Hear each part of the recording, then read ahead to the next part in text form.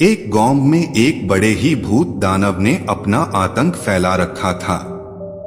वो रात में जब चाहे गांव में घुस जाता था और इंसानों को अपना शिकार बना लेता था। उसकी इस खौफनाक हरकत से गांव का हर इंसान बहुत डरता था। इसलिए उसके आतंक से छुटकारा पाने के लिए सारे गांव वाले इकट्ठे हुए।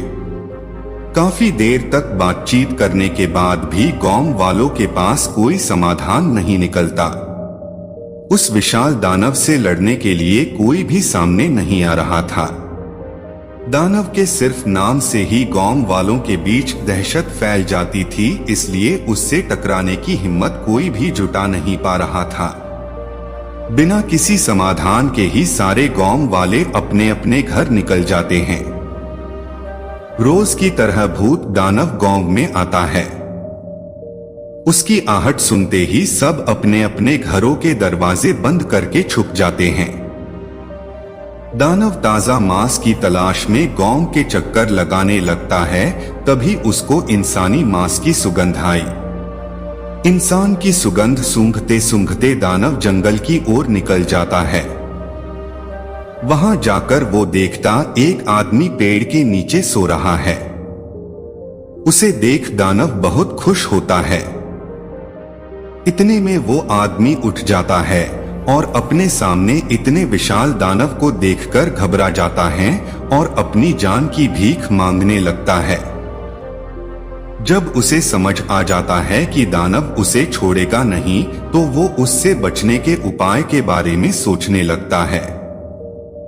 थोड़ी देर बाद उसे अपने दादी के सिखाए गए मंत्रों की याद आती है, जिससे वो किसी की भी आंखों में जलन उत्पन्न कर सकता था। तभी उसने मंत्रों को इस्तेमाल करने की सोची। हो जाए इस दानव की नसों में हलचल और हलचल से उत्पन्न हो इसकी आंखों में जलन। आदमी के मंत्र पढ़ते ही दानव की आंखों में जलन होने लगती है और वो जोर जोर से चिल्लाने लगता है। उसकी आवाज गांव तक पहुंच जाती है और सभी गांव वाले डरते डरते जंगल में आ जाते हैं।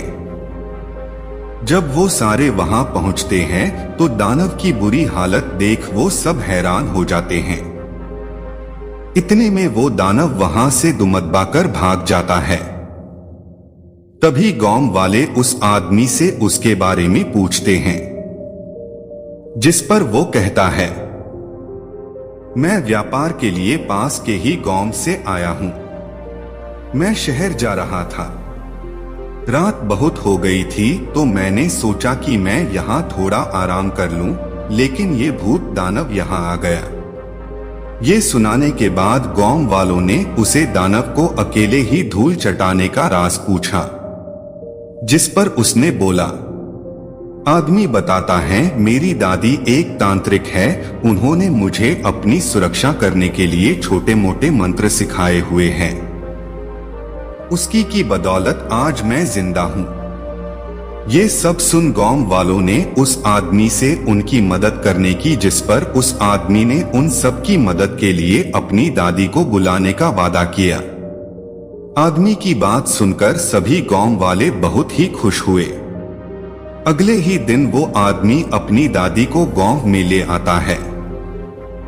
गांव वालों सारी बातें सुन दादी ने बोला।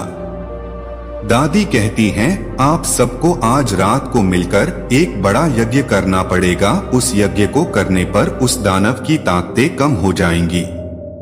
उसके बाद मैं सब संभाल लूंगी। दादी की बात मानकर सब रात में यज्ञ करने की तैयारी शुरू कर देते हैं। रात होते ही भूत दानव बदला लेने के लिए फिर से गांव में आता है। सबको एक साथ देख वो बहुत खुश होता है और सोचता है कि आज इन सब का काम तमाम करूंगा। दानव को देखकर सभी डर जाते हैं, लेकिन वो अपनी पूजा बंद नहीं करते और यज्ञ करते रहे हैं। भूत दानव हंसता हुआ कहता है, हा हा हा, क्या बात है, आज तुम लोगों को मुझसे डर नहीं लग रहा है। कोई नहीं, जब मैं एक एक करके तुम लोगों को खाना शुरू करूंगा तब तुम लोगों को पता चलेगा। लेकिन जैसे ही दानव उनके पास जाता है तो उसकी शक्तियां कमजोर पड़ने लगती है, जिस वजह से उसका शरीर हिल भी नहीं पाता और वही गिर जाता है। इतने में दादी वहां आकर दानव को वहां से चले जाने के लिए बोलती है, लेकिन दानव गौंग छोड़ने के लिए साफ मना कर देता है और सांप से बदला लेने की भी धमकी देता है, जिस पर दादी उसे बोलती है, मुझे पता है तेरी जान तेरी नाभि में है, अगर मैं वहां वार करूं तो तू अभी का अभी भगवान को प्यारा हो जाएगा। ये बात सुनकर दानव घबरा जाता है, लेकिन अपने घमंड में आकर वो गौंग छोड़ने से मना कर देता है। ये देखकर दादी को बहुत ही गुस्सा आता है और वो दानव की नाभि पर अपने जादुई डंडे से वार कर देती है और दानव वहीं मर जाता है। ऐसे दानव अपने घमंड में चूर होकर अपनी मौत को खुद ही आमंत्रित कर देता है।